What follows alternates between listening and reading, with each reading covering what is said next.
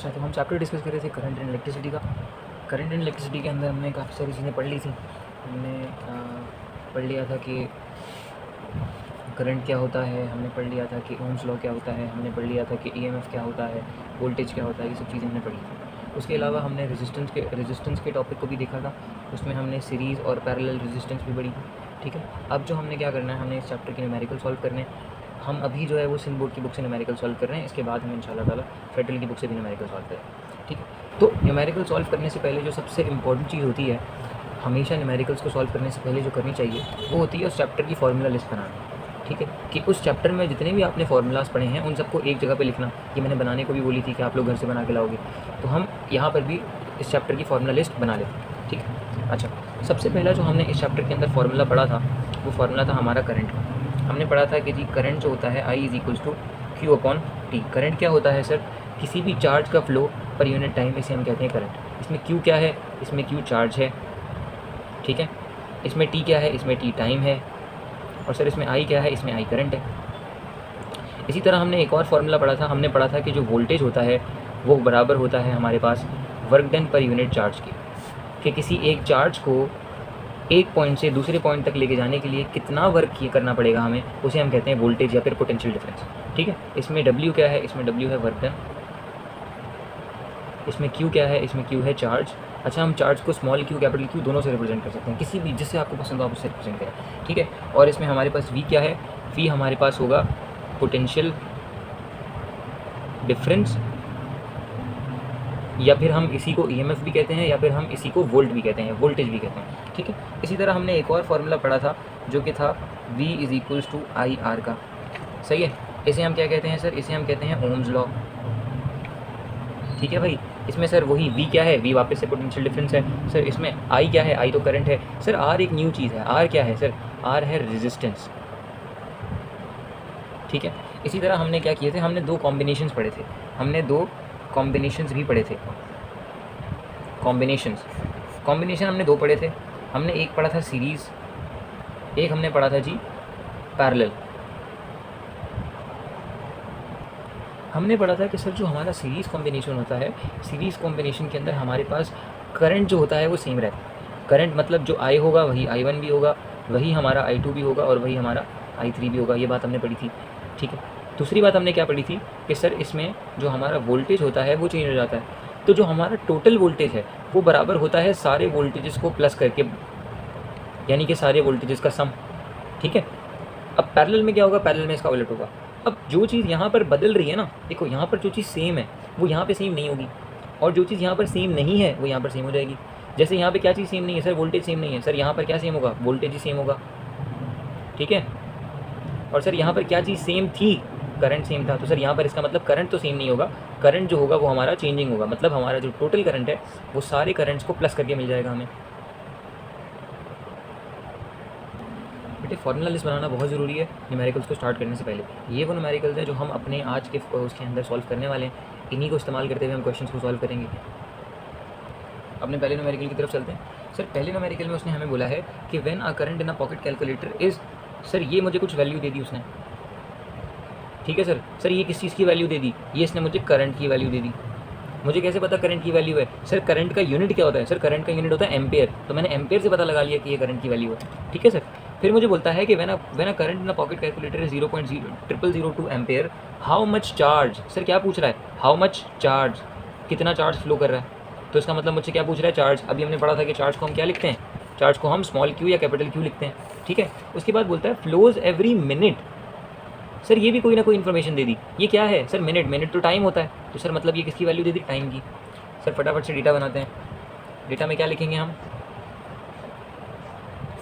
Data में क्या लिखेंगे हम? सर उसने मुझे सबसे पहले क्या चीज़ दी? उसने मुझे सबसे पहले दिया करंट। ये रहा सर करंट। करंट उसने बोला कि 0.0002 एम्पेयर है।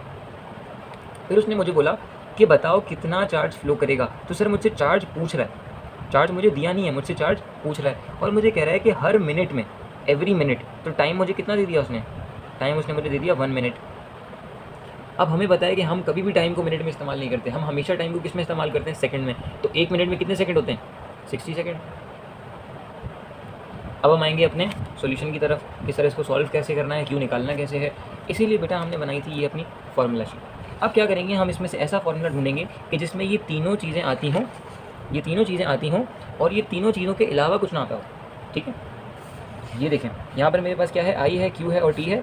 ये रहा मेरा आई, क्यू और टी। तो करंट का फार्मूला लगा देंगे हम। करंट का फार्मूला क्या देखा अभी हमने देखा sir I is equals to Q upon T. Small Q हो कैपिटल क्यू हो फ़र्क नहीं पड़ता, कोई भी एक आप इस्तेमाल कर सकते हैं। ठीक है सर, क्यू की जगह पे क्यू की वैल्यू कितनी है 0.0002 डिवाइडेड बाय टी की जगह पे टाइम की वैल्यू कितनी है सर 60 सेकंड्स।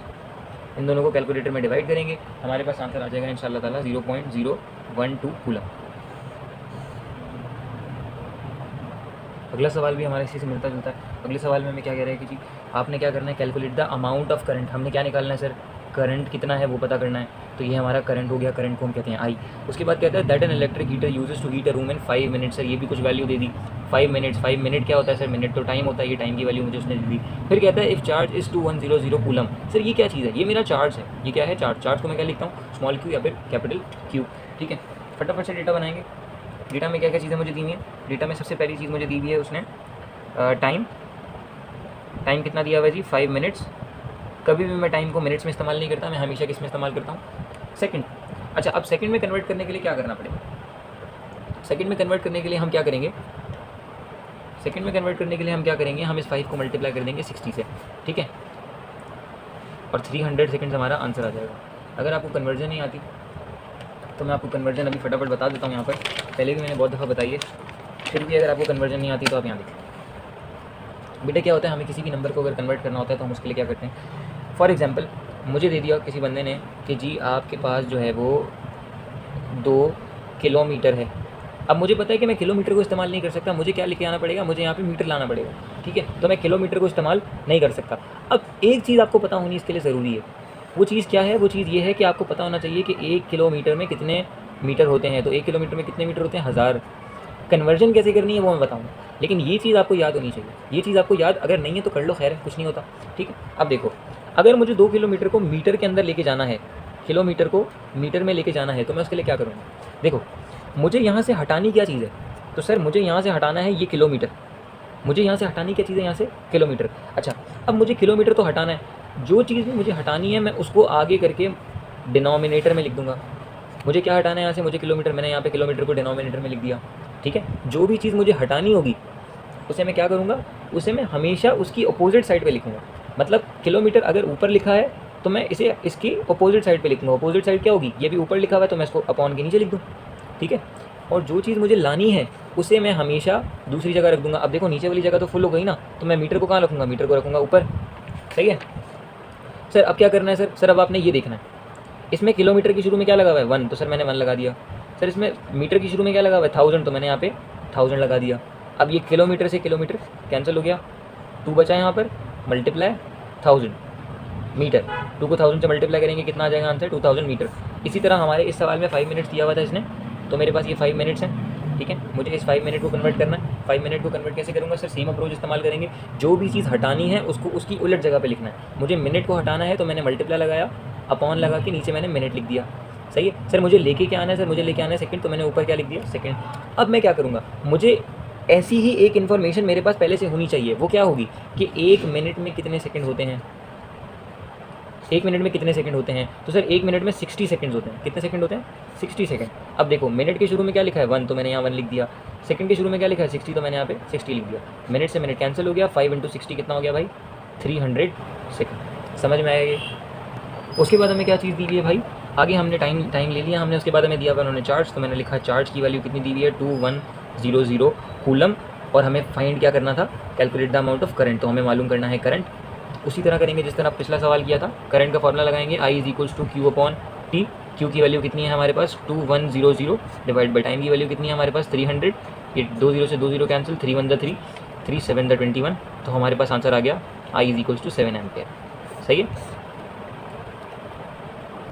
सर। अगले सवाल में हमसे कहता है कि आपके पास पोटेंशियल डिफरेंस है 90 वोल्ट। सर ये किसकी वैल्यू है सर ये पोटेंशियल डिफरेंस की वैल्यू है। अभी तो हमने देखा था, अभी हमने क्या देखा था, हमने देखा था सर कि पोटेंशियल डिफरेंस होता है जिसको हम किससे रिप्रेजेंट करते हैं, V से। ठीक है, तो ये किसकी वैल्यू है, पोटेंशियल डिफरेंस की। आगे कहते हैं exchange between the 2 points the amount of work done when the unknown charge is move between the points is 450 joule. ये हमें किसकी वैल्यू दे दी, जूल में। सर ये हमें वर्क की वैल्यू दे दी, किसकी दे दी? वर्क की। वर्क की पहचान क्या है सर? वर्क का यूनिट होता है जूल। तो जूल में जो भी चीज़ लिखी होगी मैं पहचान जाऊँगा कि वो क्या है? वर्क डन है। ठीक है। डिटरमाइन द चार्ज अमाउंट, मुझे क्या मालूम करना है? मुझे मालूम करना है चार्ज। क्या मालूम करना है? चार्ज। वही चार्ज जो जिसको हम क्या कहते हैं? क्यू। अब इसके लिए हमें फॉर्मूला ढूंढना पड़ेगा। ठीक है। फॉर्मूला हम कैसे ढूंढेंगे? ये देखो, हमारे पास फॉर्मूला होता है कि V is equals to W upon Q, potential difference is equals to work done per unit charge. ठीक है। हम क्या करेंगे सर? सबसे पहले अपना डेटा बनाएंगे। डेटा बनाएंगे सर, हमें सबसे पहले दे दिया उसने पोटेंशियल डिफरेंस, तो हमने लिखा कि जी पोटेंशियल डिफरेंस जो होता है वो V होता है। V की वैल्यू कितनी है? 90 वोल्ट्स। ठीक है। फिर उसने हमें दे दिया वर्क डन। वर्क डन की वैल्यू कितनी दी है? 450 जूल। और उसने हमसे पूछ लिया कि बताओ चार्ज कितना है। ठीक है। अब हमने फार्मूला देखा कि सर फार्मूला होता है हमारे पास V is equals to W upon Q. ठीक है सर W की वर्क डन की वैल्यू कितनी है? वर्क डन की वैल्यू उसने मुझे दे दी 450। ठीक है। डिवाइड बाय, सर क्या क्यू की वैल्यू दी हुई है? नहीं, क्यू की वैल्यू नहीं दी हुई, तो क्यू को वैसे ही लिख दूंगा। V की वैल्यू दी हुई है, हाँ V की वैल्यू दी हुई कितनी है भाई? 90। ठीक है। अभी क्यू यहाँ पे डिवाइड हो रहा है, वहाँ जाके multiply 90 multiply by Q is equals to 450। Sir ये क्यों? ये 90 यहाँ पे मल्टीप्लाई हो रहा है, वहाँ जाके डिवाइड हो जाएगा, ये हो जाएगा 450 अपॉन 90। 0 से 0 कैंसिल हो गया, 9 1 9, 9 5 45। चार्ज कितना आ गया हमारे पास? 5 कूलम। ये हमारा आंसर है। बेटे इसके अगला सवाल भी इससे मिलता जुलता है, बिल्कुल सेम टू सेम है। ठीक है। इसमें भी हमें वही चीज़ करनी है, वही फॉर्मूला यूज़ होगा। देख लेते हैं फिर भी एक दफ़ा। कैलकुलेट करना है हमें पोटेंशियल डिफरेंस को। पोटेंशियल डिफरेंस हमने कैलकुलेट करना है, मतलब V की वैल्यू को कैलकुलेट करना है। कहता है कि जी between 2 points if it takes 9 exponent 10 की पावर -4 जूल। सर मैंने अभी बताया था कि जूल में क्या होता है? वर्क। तो वर्क की वैल्यू मुझे इसने दे दी 9 एक्सपोनेंट 10 की power -4 joule of external work to move charge of 9 micro coulomb. Sir क्या है ये? चार्ज है sir, charge. Q is equals to 9 micro coulomb. अब ये माइक्रो क्या है? हमने पढ़े थे कुछ प्रीफिक्स। क्या पढ़े थे? कुछ प्रीफिक्स। हमने पढ़ा था कि सर जब भी माइक्रो लिखा हुआ आएगा हमारे पास, इसे माइक्रो कहते हैं, उसकी जगह पे हम लिखेंगे मल्टीप्लाई बाय 10 की पावर -6। और जब भी मिली लिखा हुआ आएगा हमारे पास, स्मॉल m, उसकी जगह पे हम लिखेंगे मल्टीप्लाई बाय 10 की पावर -3। सही है। माइक्रो लिखा हुआ है सर, कुछ नहीं करना, 9 को अपनी जगह पे रखेंगे, माइक्रो की जगह पर 10 मल्टीप्लाई बाय 10 की पावर -6 और कूलम को अपनी जगह पे रखेंगे। उसके बाद कुछ भी नहीं, फॉर्मूला लगाना है V is equals to W upon Q. V की वैल्यू नहीं गिवन, W की वैल्यू गिवन है 9 एक्सपोनेंट 10 की पावर -4 डिवाइडेड बाय Q की वैल्यू हमें गिवन है 9 एक्सपोनेंट 10 की पावर -6। आंसर जो है बेटा हमारे पास आ जाएगा ये 100 वोल्ट।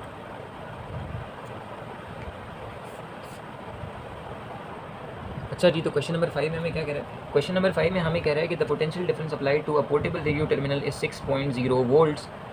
सर ये क्या है? सर ये पोटेंशियल डिफरेंस है, ये V की वैल्यू है, हमें V की वैल्यू दे दी 6.0 volts.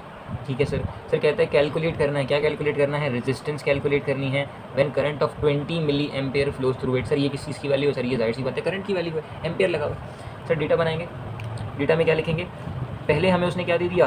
Potential difference. Potential difference को क्या लिखते हैं? V हमें उसने कितना दे दिया? 6 वोल्ट्स।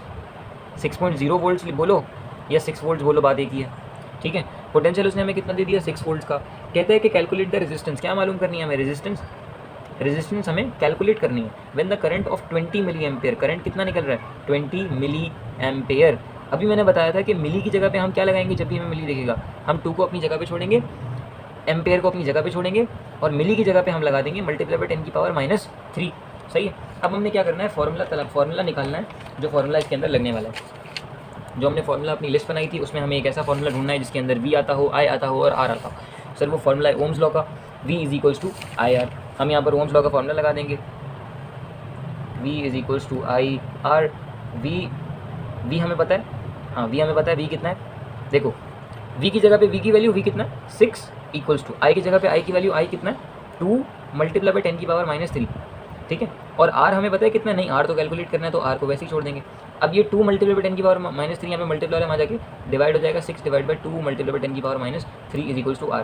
इसे आप कैलकुलेटर में सॉल्व करोगे तो आपके पास आंसर आ जाएगा इंशाल्लाह ताला, R इज इक्वल्स टू 300 ओम। ठीक है। आप पूरा ओम भी लिख सकते हो इस तरह और आप ये सिंबल भी बना सकते हो उसकी यूनिट में।